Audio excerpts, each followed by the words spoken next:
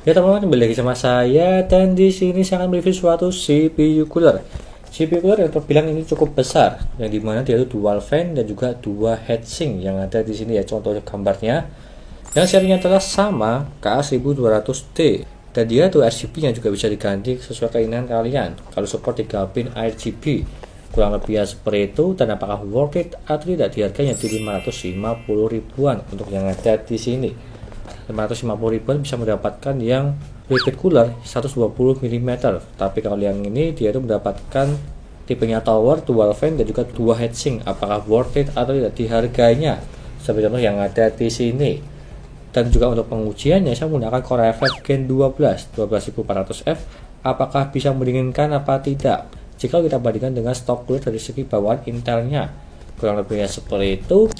Dan sebelum saya jelaskan apa saja spek yang ada di sini dan juga mereviewnya, dan juga jangan lupa klik subscribe di pojokan bawah tuh ya, tinggal klik seperti itu. Lanjut yang pertama, sebelum saya bacakan dari segi spesifikasinya, saya buka dulu dari segi yang ada di sini dalamnya apa aja. Kita buka dulu, dan di sini dia ada bracket-bracketnya semua. Ini ada busanya, dan ini ada CV coolernya.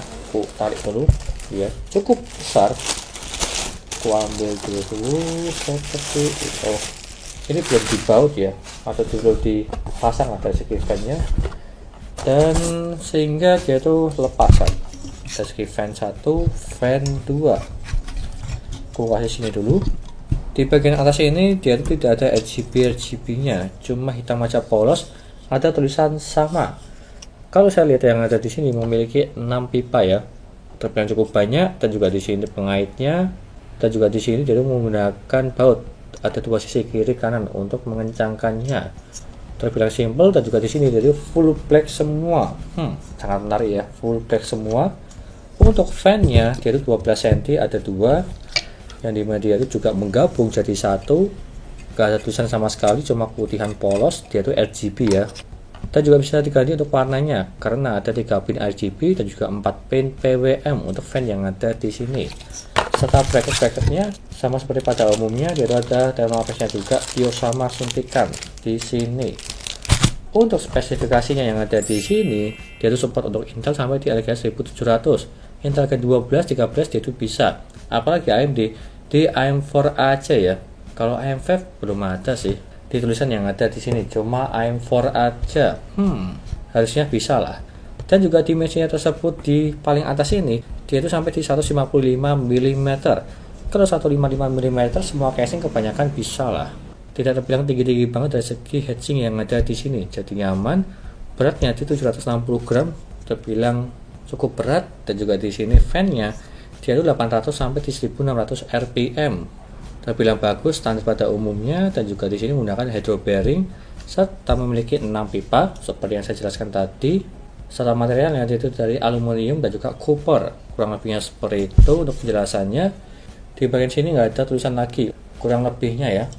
Aku kasih sini dulu, dan seperti ini untuk penampakannya ya, fan-nya dan juga heatsinknya. Dan kita akan lihat aja nanti untuk tutorial di pemasangan Intel Gen 12 12400F untuk tutorial pemasangannya. Kalau yang AMD ya di skip dulu aja ya, cuma yang ada di Intel aja untuk yang ada di sini. Jadi kalau yang AMD mungkin kalian bisa lihat di video lainnya. Meskipun jeleknya di sini tidak ada cara tutorialnya, nggak ada kertasnya ya, cuma seperti ini aja. Contoh pemasangan nggak ada sama sekali. Di websitenya aku juga kurang tahu sih ada apa enggak ya, tapi di sini dia tidak disediakan. Ya itu aja sih cuma kurangnya. Kurang lebihnya seperti itu untuk penjelasannya. Di harga 550.000 apakah worth it atau tidak, kita bandingkan dengan stok cooler dari bawaan Intel Core i5 Gen 12. Dan itu aja dari saya, lanjut ke reviewnya. Yuk.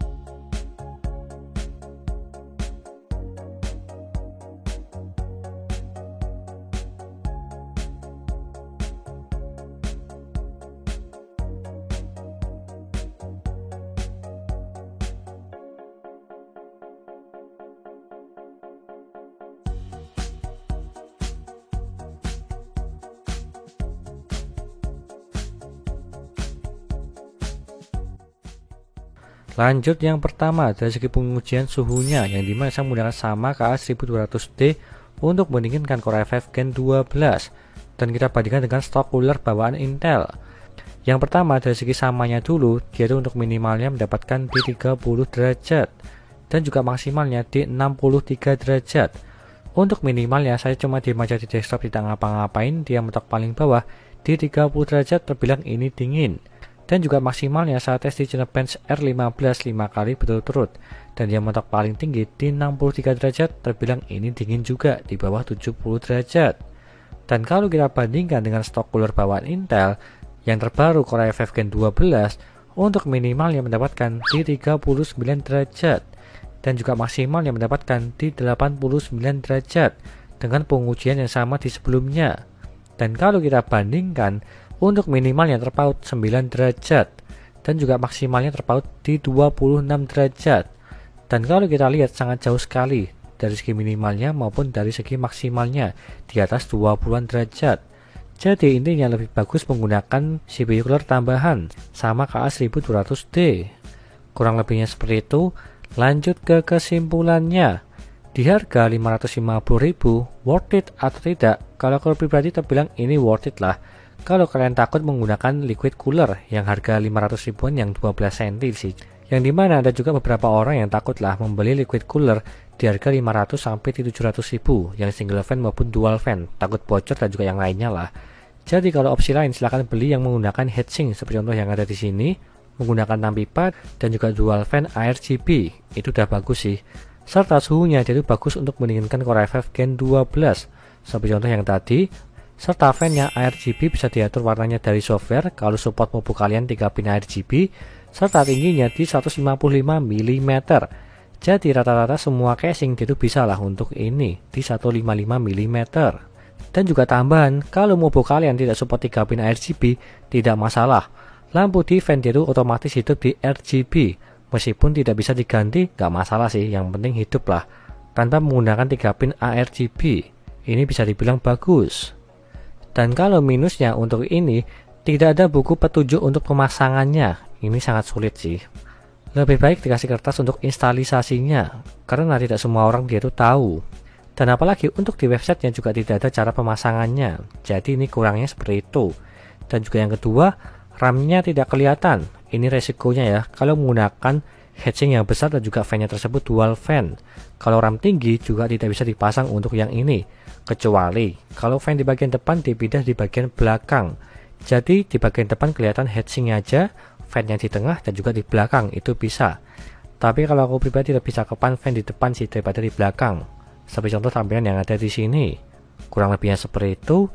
Dan jika kalian berminat silahkan beli aja, linknya ada di deskripsi untuk yang ini sama KA1200D. Sekian dari saya, terima kasih sudah menonton, dan juga jangan lupa like dan subscribe, dan nantikan video lainnya mengenai review papan PC seperti contoh yang ada di sini, CPU cooler, casing, SSD, dan juga yang lainnya. Terima kasih sudah menonton.